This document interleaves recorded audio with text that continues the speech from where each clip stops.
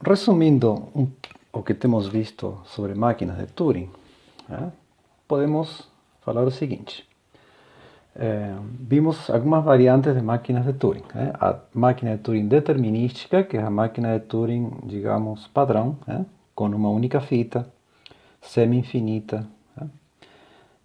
Depois vimos a máquina de Turing multifita e a máquina de Turing não determinística.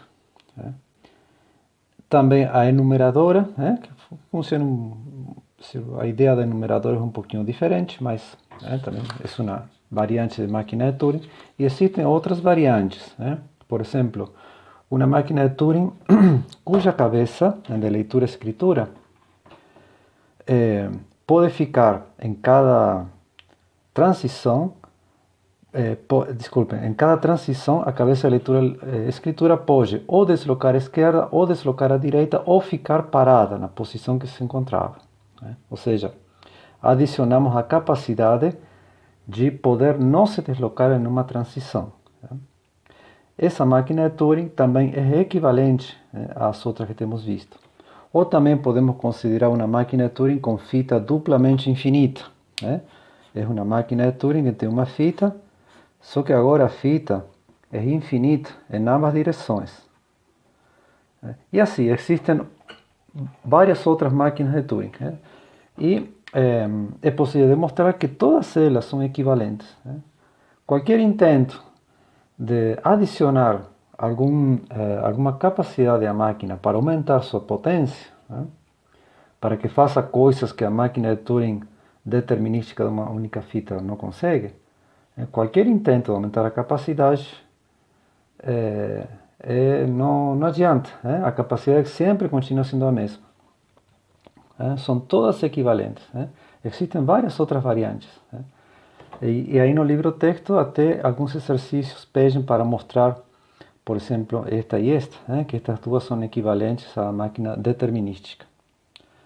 Então podemos enunciar o seguinte: toda linguagem reconhecida ou decidida por uma máquina de Turing com qualquer variante que alguém tenha idealizado, e podemos ir além, com qualquer variante que alguém venha idealizar alguma vez, é reconhecida ou decidida também por uma máquina de Turing determinística de uma única fita, como a definida aqui. Ou seja, qualquer capacidade extra que tentemos adicionar à máquina vai resultar sempre numa máquina equivalente à máquina de Turing que vimos inicialmente. Por isso, quando começamos a estudar máquina de Turing, eu falei que diferentes livros-textos às vezes adotam diferentes definições para a máquina de Turing, mas não importa, são todas equivalentes. E mesmo que consideremos fitas infinitas em ambas direções, cabeças que podem ficar paradas, não determinismo, multifita, etc. Não adianta, sempre obtemos máquinas de Turing equivalentes à máquina inicial que temos visto aqui. Ok, continuando um pouquinho, entramos agora neste problema, certo? Quando começou a teoria, Alan Turing começou com sua teoria com máquinas de Turing, e ao mesmo tempo, certo, Alonzo Church começou com o cálculo lambda, que é um modelo computacional diferente, lá pelos anos 30. Os cientistas começaram a se perguntar o que é exatamente um algoritmo. Temos falado muito de algoritmos, e provavelmente vocês em outras disciplinas de computação têm usado muito a palavra de algoritmos. Temos uma ideia, digamos, intuitiva do que é um algoritmo, certo? Seria, digamos, um método que pode consistir em várias etapas, certo? Em alguns casos iterativos, ou o que for, certo? Para realizar alguma tarefa, digamos, mas precisamos uma definição bem clara e precisa do que é um algoritmo. E também falamos muito de computação, mas o que significa uma coisa, dizer que alguma coisa é computável, exatamente? São palavras que são muito usadas e é preciso ter uma definição bem precisa, digamos, para saber do que estamos falando. Se eu pergunto, será que existe um algoritmo para fazer tal cálculo? Estou perguntando o que exatamente, se existe o que. Tenho que saber o que é um algoritmo para poder responder sim ou não. Ou se eu falo que um certo problema é computável, o que quer dizer que é computável? Bom, posso dizer, ok, computável significa que eu consigo resolver. Mas isso é um pouco impreciso, pois se eu não consigo resolver, pode ser que seja falha da minha capacidade, não alguma propriedade ou característica desse problema. Então, quando eu falo que é computável, o que estou querendo dizer exatamente? Então, alguns fatos, um fato que acabamos de ver, é que não podemos incrementar a capacidade computacional da máquina de Turing com algumas variantes. Como eu acabo de falar agora, todas as variantes sempre resultam em alguma coisa equivalente à máquina de Turing. Também, a máquina de Turing é equivalente a outros modelos. E, por exemplo, o cálculo lambda, desenvolvido por Alonzo Church. Ambos é possível mostrar essa equivalência. Não existe nenhum modelo computacional que seja mais poderoso que a máquina de Turing. Todos os intentos para desenvolver algo mais poderoso têm falhado. Não existe um modelo mais poderoso. Então, podemos enunciar o seguinte: vamos a dizer, ou vamos a adotar esta definição de computável e de algoritmo. Computável quer dizer computável por uma máquina de Turing.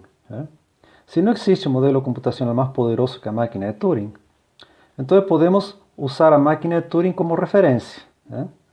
Se uma coisa pode ser computada por uma máquina de Turing, então dizemos que é computável. Se não pode ser computada por uma máquina de Turing, então não pode ser computada por nada, porque não existe nada mais poderoso que a máquina de Turing. E também podemos dizer, bom, o que é um algoritmo? Bom, um algoritmo é uma máquina de Turing. A máquina de Turing tem uma definição matemática bem precisa. Então, como falamos, é nossa referência computacional. Então, dizer ou perguntar, existe um algoritmo para fazer tal coisa, equivale a perguntar, existe uma máquina de Turing para fazer tal coisa. Isto constitui o que se chama tese de Church-Turing. Notem que eu não posso afirmar com absoluta certeza que não existe um modelo computacional mais poderoso que a máquina de Turing. O único que sei é que todos os intentos para desenvolver tal modelo computacional têm falhado.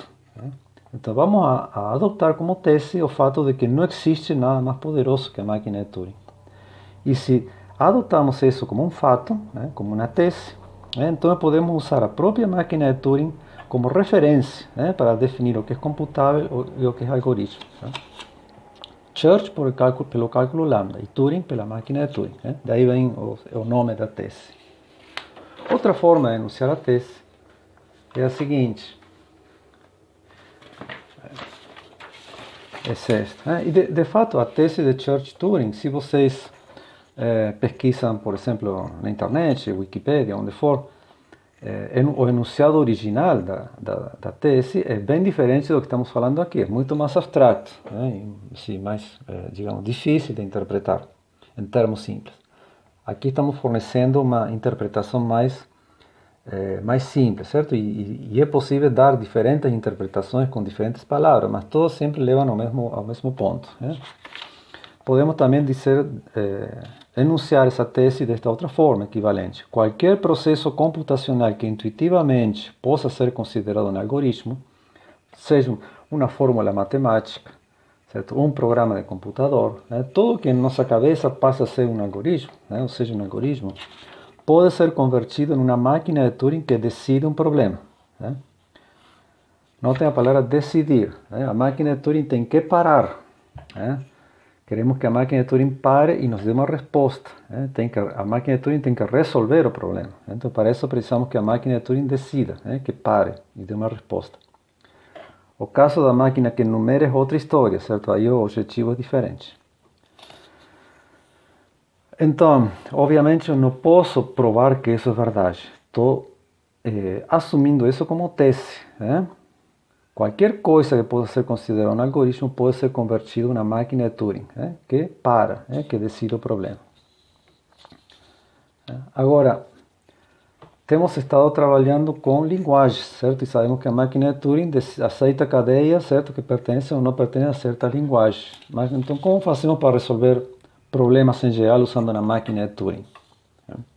Bom, em princípio, primeiro, todo problema pode ser expressado na forma de uma linguagem. Poderá ser mais difícil ou menos difícil, mas sempre podemos expressar qualquer problema na forma de uma linguagem. E vamos a ver um exemplo daqui a pouco. E para simplificar nosso estudo, vamos a considerar problemas chamados problemas de decisão, nos quais a resposta é sim ou não. E deixem botar agora um exemplo. Existem outro tipo de problemas que não são de decisão, problemas de otimização e outros. Mas aqui vamos a tomar somente problemas de decisão, aqueles que a resposta é sim ou não. Assim, fazemos uma pergunta e queremos saber sim ou não.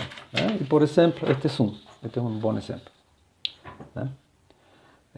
Dado um grafo não direcionado G, esse grafo é conexo? Lembrem aqui o que é um grafo. No caso de dúvidas, consultem o capítulo 0 do livro texto, onde está explicado com mais detalhe o que é um grafo, como definir formalmente um grafo. Digamos aqui que um grafo é um objeto, certo, que consta de nós e arestas ligando esses nós. É um grafo não direcionado, então essas arestas não têm direção. Este é um grafo, certo, com os nós A, B, C, D, E, F. Este é um grafo conexo e este é um grafo que não conexo. Aqui. Este é um grafo não conexo. Já olhando o desenho já podemos ver, certo, o que significa conexo e não conexo. No grafo conexo podemos ir de qualquer nó para qualquer outro nó, passando por arestas do grafo. Por exemplo, podemos ir do nó F, digamos, ao nó D, passando por aresta. Ou também existe um caminho de qualquer nó para qualquer nó. No grafo não conexo isso não é verdade. Não podemos ir destes nós para estes outros. Não existe ligação. Certo? Então, esse é o nosso problema. Dado um grafo não direcionado, seja esse grafo é conexo. E a pergunta é, de fato, existe um algoritmo para resolver esse problema? E como vimos, isso equivale a perguntar, existe uma máquina de Turing para resolver esse problema? A partir de agora, eu vou usar às vezes a palavra algoritmo e às vezes a palavra máquina de Turing, mas lembrem que ambas coisas são equivalentes. Agora, como uma máquina de Turing lida com este tipo de problemas? Para saber se uma máquina de Turing consegue resolver isso, preciso de pensar um pouco como usaria uma máquina de Turing. Então, definimos o que é uma instância de um problema. Uma instância de um problema é um caso específico do mesmo. Esta é uma pergunta geral. Dado um grafo não direcionado G é conexo, eu não posso responder nem que sim nem que não, porque não sei qual é esse grafo. Eu preciso ter uma instância do grafo. Não posso responder a pergunta dessa forma geral, como está aqui. Esta é uma instância do problema. Ou seja, dado um grafo não direcionado G igual a este aqui, G1. Esse grafo é conexo, essa é uma instância do problema, este grafo. Aí respondo sim. Este grafo G2 é conexo, aí respondo não. Então, uma instância é um caso específico desse problema, o grafo G1, o grafo G2. Ou seja, G1 é uma instância de um grafo não direcionado. Essa é uma instância de um grafo não direcionado. Agora, uma máquina de Turing não entende de grafos, não entende de vídeos, nem de áudio, nem de imagens, nem de nada. A máquina de Turing somente entende de cadeias. Então, para poder utilizar uma máquina de Turing, eu preciso, digamos, codificar no problema, ou codificar na instância do problema, na forma de cadeia. Então, vou usar esta notação. G1 é o grafo. Quando eu coloco entre ângulos, isto denota uma cadeia que representa o grafo G1. Ou seja, temos que codificar nosso grafo, por exemplo este, na forma de uma cadeia. Então, quando usamos ângulos para qualquer coisa, aí eu tenho uma cadeia que representa isso. Por exemplo, eu posso dizer que n é um número inteiro. Por exemplo, quando eu escrevo assim, estou indicando que isto é uma cadeia. Eso es una cadeia en algún alfabeto que representa un número n, un número inteiro.